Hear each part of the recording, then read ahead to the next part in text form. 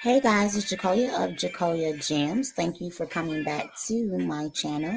Do me a favor, pause the video, like, comment, share this to your social media platforms, and go ahead and hit that subscribe button for me.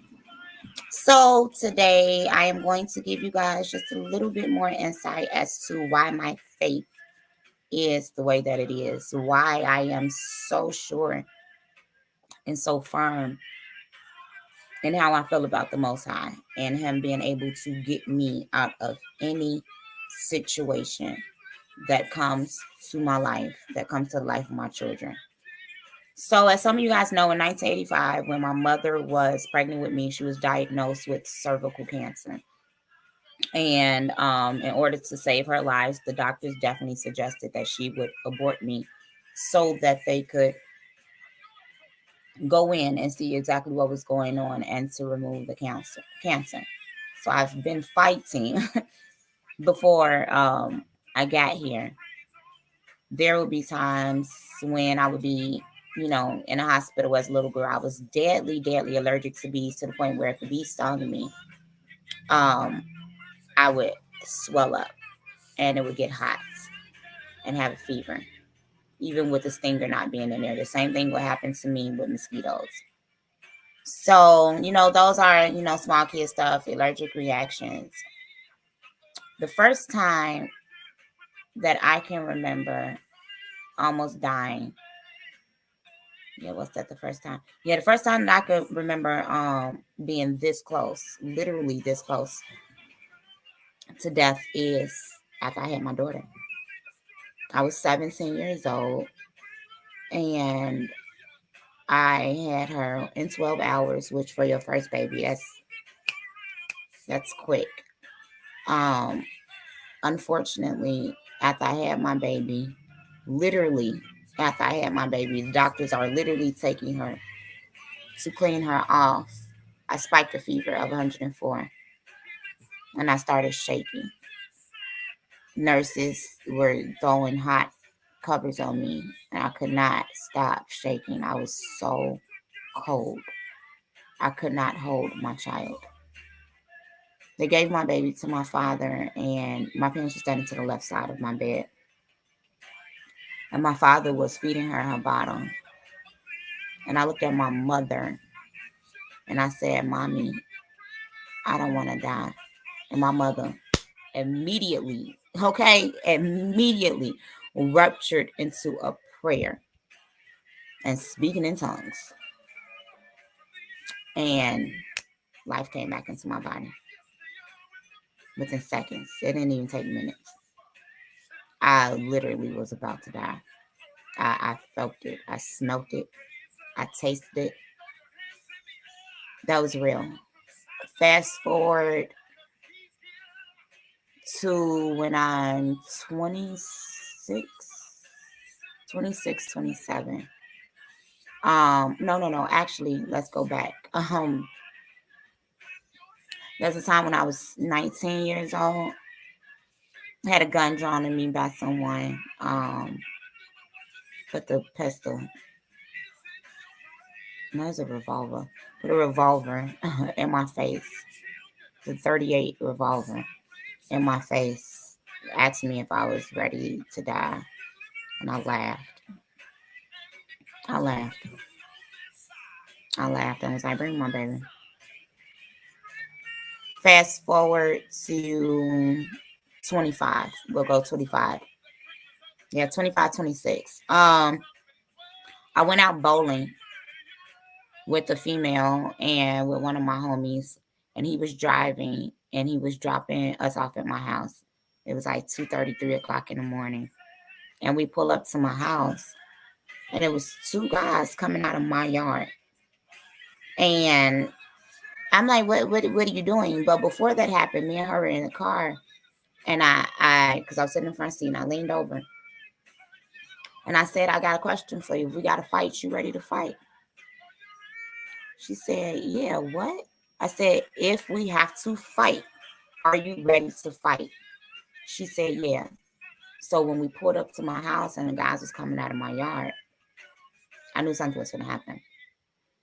So I walked up and I'm walking And the guy has his hand in his pocket. And he said, "Are you ready to die?" So at this point, I'm face to face with him. She right here, his homie in the yard, but he came out and he's walking. But he got his hand in his pocket. And he asked me if I was ready to die.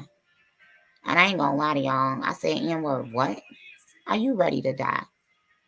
You on my property where I lay my head. Who are you? He answered the question. Who are your people? He answered the question. What gang you affiliated with? He answered the question. What street you live on? He answered the question. I said, be advised, don't come over here no more. Don't. And he ran off. My neighbor came outside. Gentleman getting out the car. My neighbor came outside. It's 3 o'clock in the morning. He looked at me and said, you okay, neighbor? And I told him what happened. And he gave me further instructions. Told the gentleman, and he, did what he had to do. So, yeah. The age 27, this is when I was thriving. I was at such a high point in my life. Now, I was upset because I was back in retail. But, I had to do what I had to do. But it was high-end retail. I worked at Sunglass Hut for a little while. It was $1 million store. Y'all like to sell so many glasses. That's why I know a whole bunch about designer glasses, designer frames, because spot them. I know who made them, where they was made from, if they were handmade, the type of material, like all of that. Makes amazing cocktail conversation when you're around certain type of people, darling. So I was working full time. I was actually only there for 3 months, and they offered me to do an interview to have my own store. And I was in school full time. And I was going to school. This is when I was doing my double major for nursing and psychology. I had a 3.5 GPA. I'm on a bus doing all this, raising 2 children who no one can say they had to take care of. Ain't nobody had to nurse my kids. I come home to my children doing what I had to do. 3.5 GPA, working full time in school. I think 12 credit hours, so that's full time. I'll never forget, there will be times when my mother and father will let me use their cars because some of my classes was at night. I had my writing class, my communications class, and I'm on the phone, and my hands are burning, and my feet are burning, and I'm screaming out in pain. I go to my father's and my mother's house, and my father's watching me because I'm talking, and then I'm screaming. And he's like, what's going on? I'm like, I got some pain in my hands, some pain in my feet. He's like, you need to go to the hospital. I said, I'll be okay. I'm about to go to school. And my daddy was like, no, you need to go to the hospital. And I'm like, can we go when I get out of school? My daddy didn't care. We went to the hospital.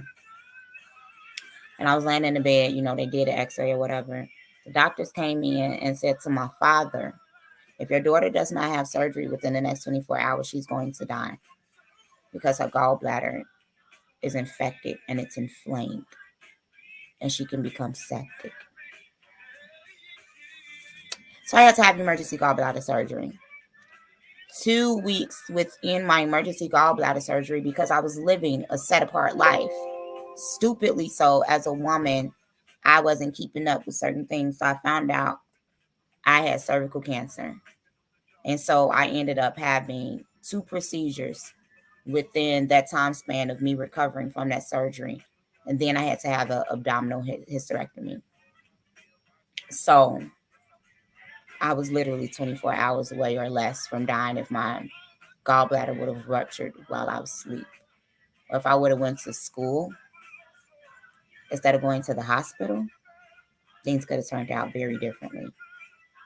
I've been through more things than this, but these are the immediate things that I will share publicly when it comes to fighting death, so that some of you can understand that when some of us say that the weapons of our warfare are not carnal, but are mighty through God, when we pull it down the strongholds, that we really mean it. When we say that our codependency is not up on man, it's up on the Most High. And regardless of what the situation is, I will always trust him.